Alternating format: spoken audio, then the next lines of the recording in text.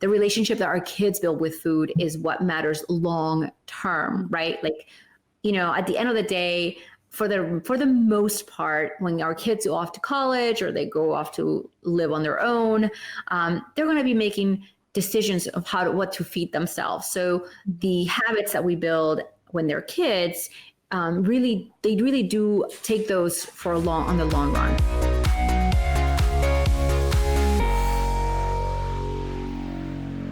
Welcome back to another episode where today we are going to talk about picky eating and texture issues.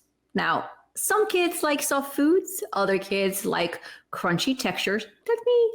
And most common of all, like kids just refuse to eat an entire food group like meats because it feels funny in their mouth or they just don't like the texture. So today we are going to talk about when our kids are texture averse, meaning they have a problem with certain food textures, and that is why they don't eat foods X, Y, and Z. So this episode, of course, it is brought to you by Happier Plates. Happier Plates is our digital program that helps parents transform mealtimes and establish healthy eating habits in their kids. It is a step-by-step masterclass to empower parents to help their picky and selective eaters try new foods. I'm going to have more information for you in the show notes, and if you're watching this video, right below in the description box. And make sure you grab a copy of the ultimate guide to feeding happy kids over at MOMables.com, Feeding Happy Kids. And of course, you saw we also have Paula here today to make sure I stay on task, because I love talking about picky eating and how to help your kids, because I spent 7 years in therapy with my kids, and I'm still a work in progress. I think talking about texture issues today, the first question that just needs to be asked is this something we need to address, or are the kids just going to get over it one day? So the reason it's important to address texture issues when it comes to picky eating is because a lot of the textures that our kids are averse to or they won't eat provide a lot of nutrition. So I'm going to kind of flip that on the side. It is if our kids have a big problem with really crunchy textures, like from vegetables, any color and any flavor, like they really just don't like the texture of most vegetables, it is unlikely that they're receiving all the nutrients they need from food. So that's why texture is really important. And also, on the flip side, just ignoring introducing certain foods to our kids because they don't like it in that manner, and just saying, I'll just give my kid a vitamin, in the long run, it's just not enough. In the short run, it is a supplement. That's what it's called, a supplement. A supplement means in addition to. So vitamins are not the cure, and they're not to be given instead. It's to be given in addition to trying to put in different foods and different nutritional values into their kids' meals, along with a vitamin. So that's why it is something that should be addressed, but it's often not talked about, because we just think of our kids picky eating a broad range of foods, when it can actually be really, really simple to how to help them eat more nutritious foods if we kind of figure out that key link that's missing. Mm-hmm. So if somebody's noticed that their kid has some issues with a specific texture, what's a good place to start? Maybe even before we approach the dinner table, before we approach snack time, to introduce these textures to them? Yeah. So I'm going to give you an example. My kids in summer camp this summer, they played, it's called like the hidden box or something like that, where essentially like their hand goes inside of a shoebox through an opening and they have to like touch different things. And kids played this thing. Yeah, exactly. So in one of them, it was like Jell-O. The other one had like, it was Jell-O, but it had fruit in it. So like all of a sudden it was different and had to guess what's in it. So what for the youngest kids, getting our kids involved in sensory activities or helping our kids or letting our kids simply play with their food is really important. I think oftentimes we're so focused about the mess that they're creating that we forget that sensory and touch, it's really a great way for them to learn how to, establish that relationship with certain textures, right? So when our kids are really young, and this is very common in toddlers, that they put everything in their mouth or they're learning to self-feed food on their table, from the table or their high chair. And we immediately are like, they're making a mess. And like, we like wipe everything or we feed them. By feeding them all the time, we actually eliminate that the relationship that they build with that texture by their mouth. That's why they put everything in their mouth. It's just an extension of their hands and vice versa. So it's important to give them like examples of texture of really crunchy things or really soft things. Like they could play with mashed potatoes on the counter, or like the idea is to help them familiarize themselves with opposite textures so they learn to enjoy that. And then, honestly, playing is like the great place to start. Right. And that kind of like introduces, I think it's funny, I never would have thought to do that, because to me, when I see something on my plate, I know what that texture is going to be. I know how I'm going to interact with that in my mouth. But it's a really interesting point that a child might not, and they're going to be surprised and experiencing something for the first time. And that could be terrifying. Yeah. And it can be really, really fun, right? So one of the things that feeding therapists and feeding specialists do is they'll put a like spaghetti in a big bowl and let them touch it. And, some kids are really grossed out by that. Some kids just like totally throw the spaghetti up in the air and they have a great time, right? Because that is like a texture that they accept and like. Other kids really like, or broccoli, that's why just by the way we cook the food, it can significantly change the texture of the food, right? So the same food, you can boil vegetables and they become mushy and really soft. You can puree them and they have the same texture as pudding. They don't taste like pudding, but they have the same texture as pudding. You can eat them raw and now they're super, super crunchy, or you can roast them and they have like a crunchy outside, a softer inside. You can steam them where they're, so that exact same food can change texture just by the way it's cooked. Which is interesting. It kind of goes back to what you were saying in episode 1 and 2, that maybe we don't need to say, oh, he doesn't like carrots. We need to figure out what's a way that the child will enjoy carrots. How can I make carrots in a way that it's in a texture that my child enjoys? So for example, my sons, they don't like raw carrots. They really don't like the crunchy texture at all. But if I make chicken noodle soup, and there's chopped carrots, they've been cooked and boiled for a while. So the carrots are really soft and they have honestly like the same texture as the noodles or the pasta you put in the soup, right. Because everything's kind of like at the same place. And they don't mind it like that, because it's really not about the carrot. It's really about like the texture that the food has. So run me through some examples really quick of just like problem foods and how you could package that up differently to make the texture feel different for a child. Yeah. So for example, proteins is a really big one. And what I mean by proteins, I don't mean like yogurt or milk. Number one, there's a lot of kids who just simply can't eat dairy. So having them drink a glass of milk at the end of the day, just to get 10 to 15 grams of protein, depending on the serving, it's just not an option, right? Or yogurt's just not an option. And dairy-free yogurts, they don't have the same amount of protein as our dairy counterparts do, right? So if you can't have dairy and your child doesn't like the texture of meat or proteins, what do you do, right? So one of the the problem textures is oftentimes like grilled chicken, right? Because it's oftentimes, number one, it's overcooked by by a lot of people. So I'm guilty.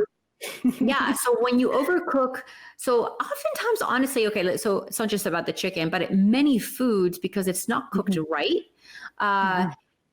they change the texture in a way that it's just no longer great. Like certain meats, if you don't cook them right, like steak can be great, but it's also can be super rubbery based on how you cut it, right? So following directions in a recipe is super important too, because it'll help you know how do I cut certain foods so that they're in a better texture. Right.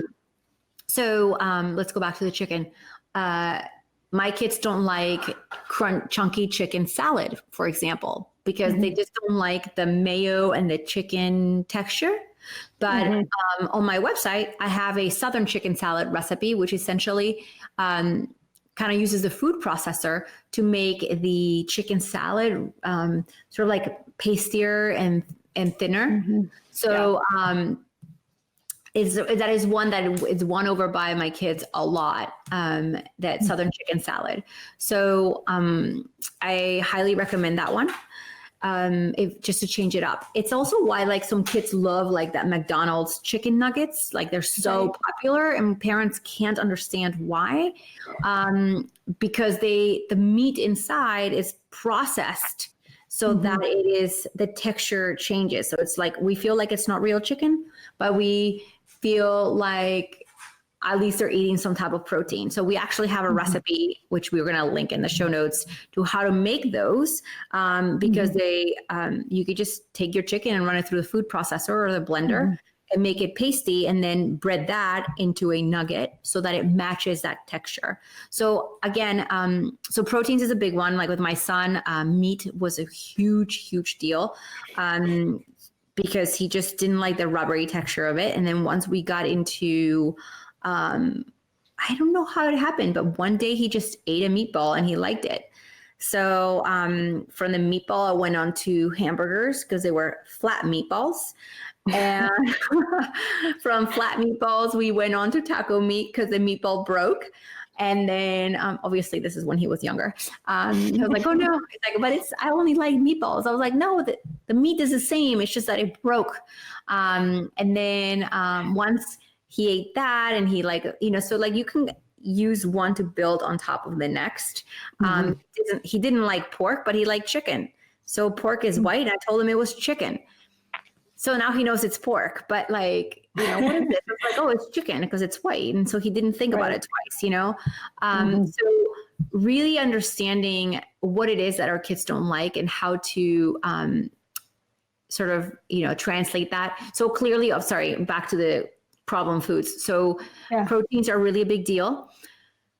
Veggies can be very problematic for most parents. That's like the reason, like they're like, how do I get my kid to eat more veggies?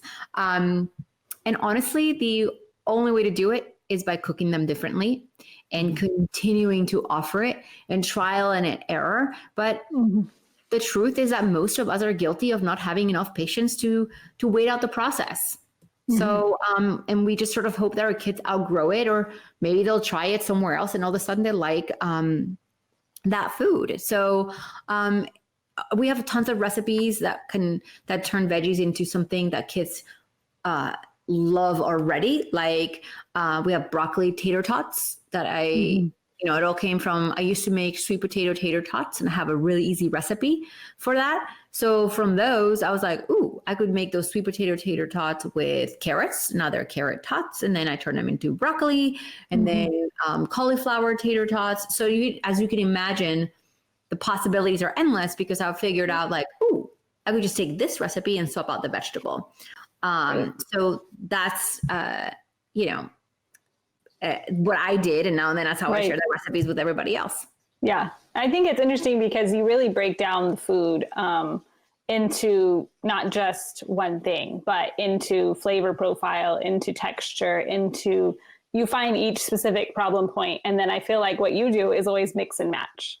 Yes, because it's in certain foods, it's like, okay, so my kid eats vegetables, but they just don't eat anything green. So therefore no green vegetables. Right. So I'm like, well, so let's figure that out. Let's maybe turn those green vegetables into something like pesto and throw it into red sauce. So now it's masked as red.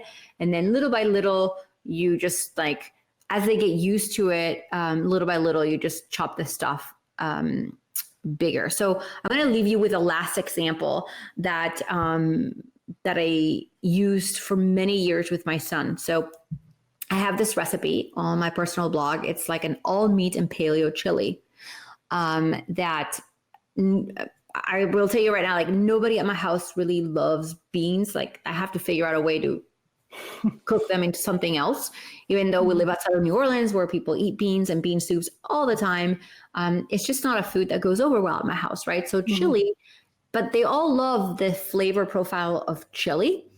And so I said, well, you know what? I could just who says I can't make chili without the beans, right? Like this is years ago. So therefore my recipe for the all meat and veggie chili was born but I couldn't just have chili with only beef, right? Like I was like, if I'm gonna take out the beans, then maybe I could put in vegetables. So what I did is at the beginning, I would take the food processor and or you could use like a tiny mini chopper as well, and just chop up the vegetables really, really small to where they're combined into the chili. They can't be seen by our kids, but the nutrition is there. And they also provide a ton of flavor. And then the chili still tastes amazing. Like to date is one of my most visited and raved about recipes on my website. Right. The famous all meat paleo chili. And it was really kind of like a fluke, but then I shared it and people love it, right? But at the very beginning, the meat had to be chopped much smaller, right? Because my son didn't really like that texture. And he wasn't going to eat chili by the spoonful, right? So like what became really fun about the chili was the fact that he could take chips and dip it into the chili. So now the food was more interactive, right?